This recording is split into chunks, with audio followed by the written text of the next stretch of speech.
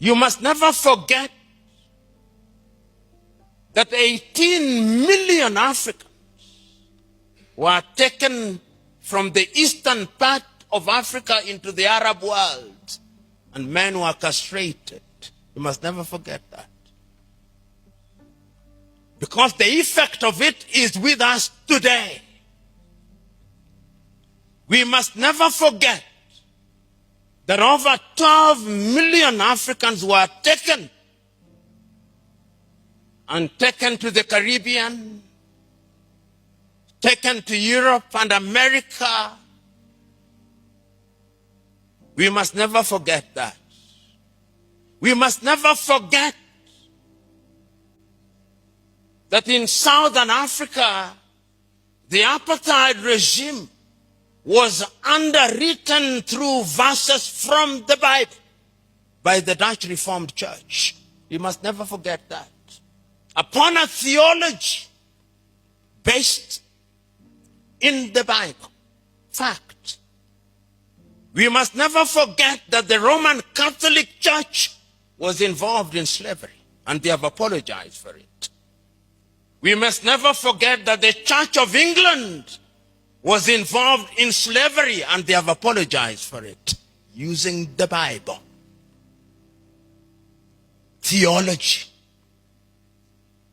Slaves, obey your masters like you obey Christ. In the Bible. Not revised. You go and read it. There is a verse like that. So when we talk about theology and African problems, we must remember that the effects of slavery are alive and with us today. When slavery was gone, it is Christians again, William Wilberforce. And I can, through history, see him standing in the House of Commons saying that slavery should be abolished, but that Africans should not be freed even when slavery is abolished and slave trade.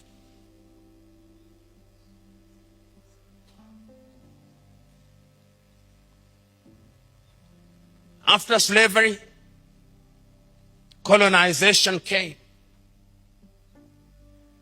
And as I speak to you, Europeans sat in Berlin in 1884 and 1885 and divided Africa into spheres of influence.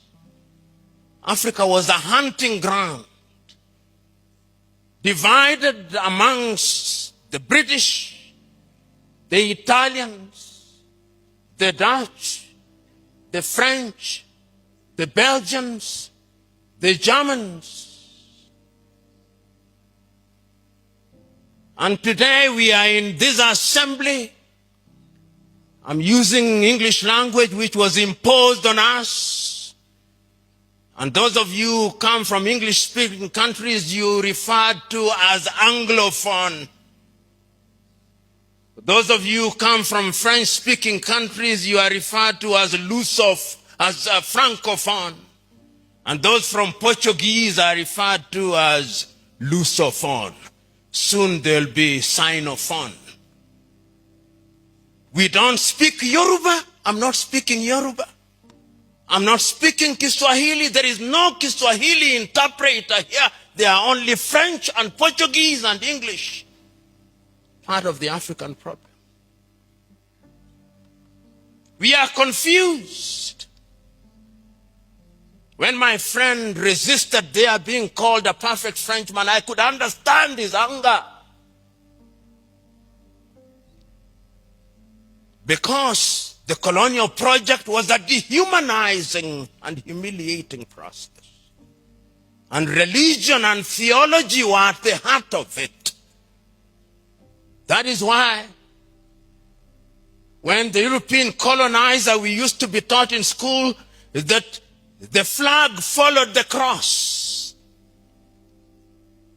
I went to Zanzibar, and a young man was taking me through the dungeons, and he showed me there was the school where they taught Africans that they may use them in their labor. There is the church that they touch their spirit that they may be spiritually confused.